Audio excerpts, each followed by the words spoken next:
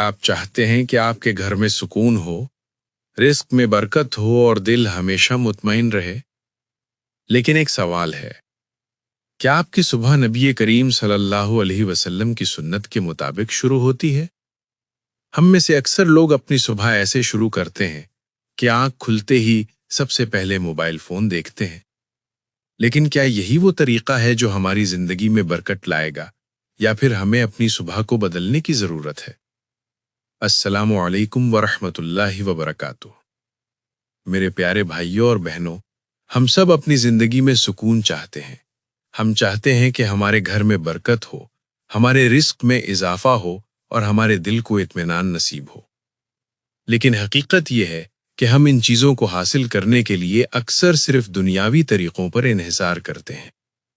ہم سمجھتے ہیں کہ زیادہ محنت، زیادہ پیسہ یا زیادہ سہولیات ہمیں سکون دے دیں گی۔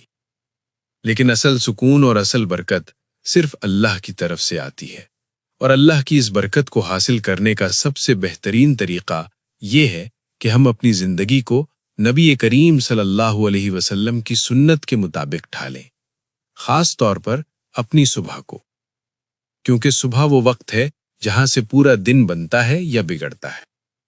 پہلی سنت، صبح جلدی بیدار ہونا۔ میرے بھائیوں اور بہنوں، نبی کریم صلی اللہ علیہ وسلم نے صبح کے وقت میں برکت کی دعا فرمائی۔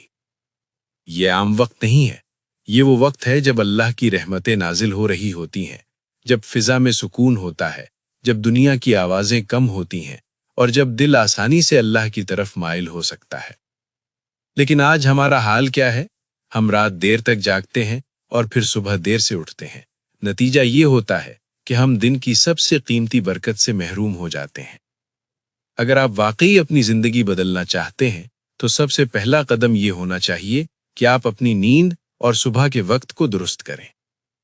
دوسری سنت، بیدار ہوتے ہی اللہ کو یاد کرنا۔ جب آپ کی آنکھ کھلے تو سب سے پہلا لفظ اللہ کا ہونا چاہیے۔ یہ ایک چھوٹا سا عمل ہے، لیکن اس کا اثر بہت بڑا ہے۔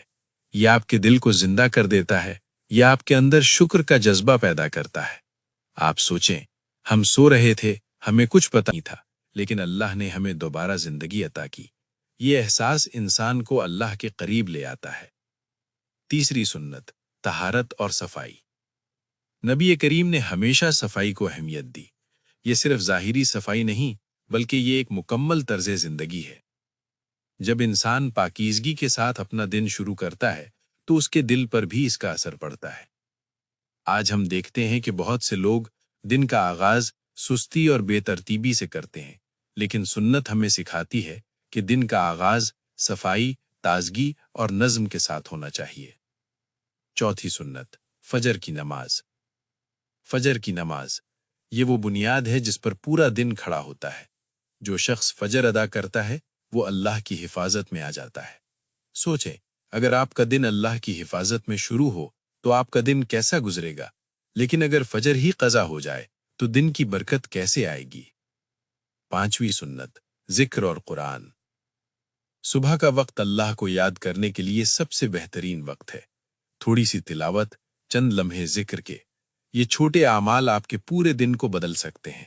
یہ آپ کے دل کو سکون دیتے ہیں، آپ کے ذہن کو کلیئر کرتے ہیں اور آپ کو دنیا کی پریشانیوں سے اوپر اٹھاتے ہیں۔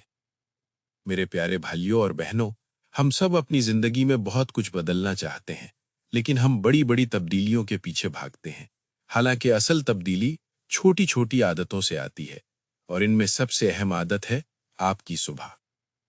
اگر آپ اپنی صبح کو سنت کے مطابق بنا لیں تو آپ کی زندگی میں وہ برکت آ سکتی ہے جس کا آپ نے کبھی تصور نہیں کیا ہوگا۔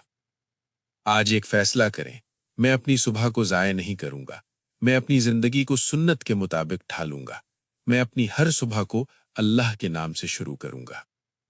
یہی وہ راستہ ہے جو ہمیں سکون بھی دے گا اور برکت بھی۔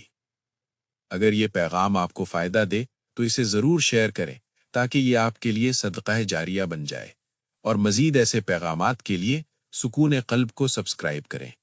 اللہ تعالی ہمیں سنت پر عمل کرنے اور اپنی زندگی میں برکت حاصل کرنے کی توفیق عطا فرمائے۔ آمین۔ السلام علیکم ورحمۃ اللہ وبرکاتہ۔